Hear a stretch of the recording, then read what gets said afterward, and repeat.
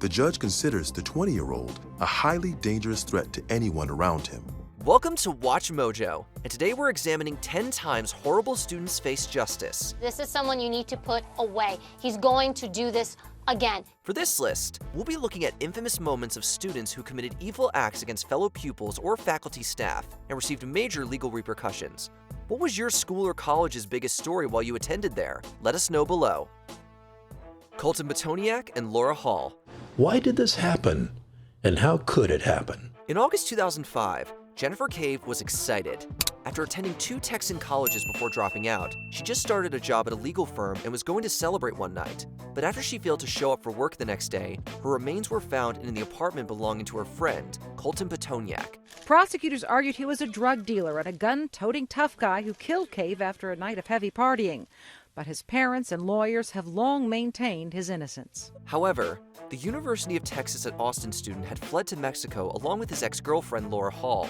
Regardless, they were soon tracked down by the authorities. At his trial, Betoniak testified that he had been in an alcohol and drug-induced stupor the night of Jennifer Cave's death. He says it was an accident. In 2007, Betoniak was convicted for Cave's slaying, earning himself 55 years in jail, while Hall received 6 years for tampering with evidence. After hearing her sentence, Laura Hall cried quietly and sat stiffly at the defense table. However, after a resentencing in 2010, she received 11 years and was released in 2018. Brandon Theesfeld. Her sorority sisters call her the brightest light. In 2019, a patrolling deputy came across a horrible scene at an old fishing camp at Sardis Lake, Mississippi, finding the body of Alexandra Castile. She just wanted to live life to the fullest. As the police began the investigation, the name of Castile's fellow University of Mississippi student and romantic interest, Brandon Theesfeld, came up multiple times. Previously, Castile had informed him about an inconclusive pregnancy test, and Thiesfeld wasn't happy, as evidenced by his texts. He avoided meeting her for a long time.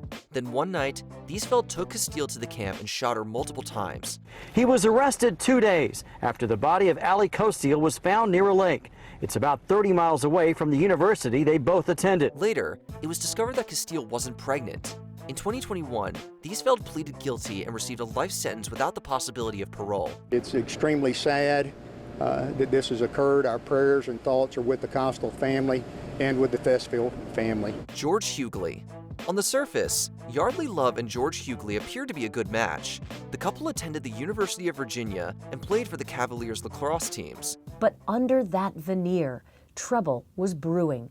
And although the university says it knew nothing of his brushes with the law, a rap sheet was growing. But weeks before they graduated in 2010, with the relationship over, Love's body was found in her apartment. After hearing accounts of Hughley's drinking issues, rage about the breakup, he was brought in for questioning. Probable cause existed for us to take him into custody and obtain warrants for his arrest. In 2012, Hughley was found guilty of Love's murder and sentenced to 23 years in jail. There's nothing but loss everywhere.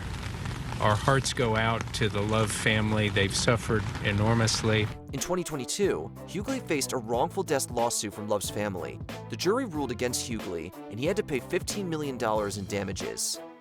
Philip Chisholm. This is someone you need to put away. He's going to do this again. In 2013, teenager Philip Chisholm, a pupil at Danvers High School, Massachusetts, was asked to stay behind by math teacher Colleen Ritzer.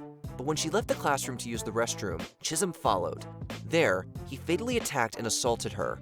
Multiple times, he left the scene to get rid of the evidence and changed his clothing. At one point, Chisholm returned with a wheelie bin. And just after prosecutors rested their case, the first mention of a motive. And the Commonwealth's suggestion is that this was a sexually motivated homicide. He placed Ritzer inside and left her body in the woods. He even stole her credit cards and used them. Chisholm was arrested soon after, and his bag filled with evidence was discovered. He is pure evil, and evil can never be rehabilitated. In 2016, being tried as an adult, Chisholm was sentenced to life in prison. Theodore Strleski. In 1978, graduate mathematics student Theodore Strleski had been working on his PhD for 19 years at Stanford University with his faculty advisor, Professor Carol DeLelu. But then, he walked into DeLelu's office and fatally attacked him with a ball-peen hammer. Afterwards, Strleski attempted to justify his actions by claiming he did it to protest how the university treated its students. He was sentenced to 8 years in prison. After getting out in 1985 and being readmitted for breaking parole conditions, Strleski spoke to the press and told them he had no remorse for what he did. When asked about committing a similar offense, he responded, "I can't predict the future." Frederick Martin Davidson. In 1996, Frederick Martin Davidson was called to a meeting to defend his master's engineering thesis at San Diego State University. With the room containing 3 students as witnesses and 3 associate and assistant professors, the hearing had barely started when Davidson approached the first aid box and pulled out a firearm he had stashed there previously. Letting the students leave, Davidson fatally shot Chen Liang, O. Preston Lowry III, and Konstantinos Laurensis before giving himself up to the police. He reportedly believed the engineering department was against him, and that's why they rejected his thesis once before. In 1997, as part of a plea deal to avoid capital punishment, Davidson received 3 consecutive life sentences without the chance of parole. Zhu Hai Yang. In January 2009, Yang Jin moved from China to study for a master's at Virginia Tech. Looking to settle in, she reached out to other Chinese students at the university and met doctoral student Zhu Hai Yang. In a short amount of time, he became obsessed with her.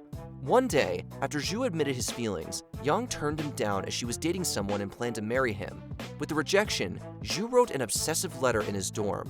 The following evening, Zhu met Yang at a cafe on campus. He viciously attacked her in public with a knife, causing her demise only 2 weeks after she arrived at the school. Zhu pleaded guilty to murder and received a life sentence in 2010. Timur Bekmansurov. In 2021, staff and students at Perm State University in Russia were going about their days. But then, Timur Bekmansurov, who had planned something horrible, approached the grounds with a firearm. Beforehand, he spoke on social media with threats and dreams of committing horrendous violence.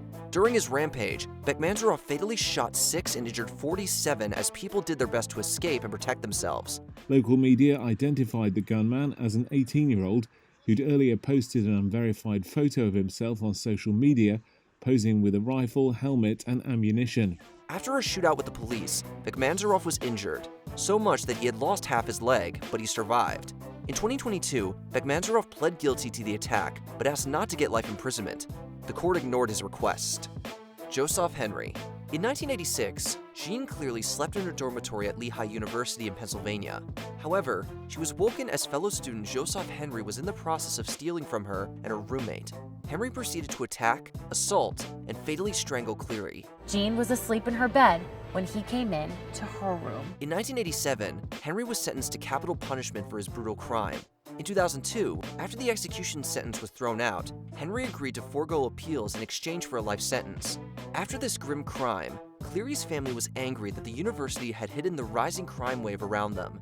They petitioned to have universities participate in a program where they have to disclose crime statistics on and around their campuses. This is now known as the Cleary Act. The goal of it is to make parents, students, prospective employees aware of crimes in or around campus, and that you have policies and procedures around emergency notification and timely warning if there's a current or ongoing threat to the community. Before we continue, be sure to subscribe to our channel and ring the bell to get notified about our latest videos. You have the option to be notified for occasional videos or all of them.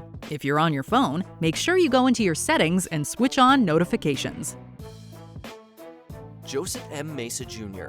In 2000, Gallaudet University in Washington, D.C., a school for those with hearing impairments, was rocked by the brutal slaying of student Eric Plunkett in his dorm room. Eric's mother, Kathleen Cornelius, and his stepfather, Chris, are inconsolable. On top of this, cash and debit cards were taken. In 2001, another student, Benjamin Werner, was viciously stabbed and robbed. Not long after, Joseph M. Mesa Jr., a friend to both, handed himself in to the police for the slayings. He kind of knew it was all closing in. When he saw the noose was tightening, he gave it all up. Mesa found himself in court in 2002. After pleading not guilty due to insanity and seeing that rejected, Mesa was sentenced to 2 life terms without parole.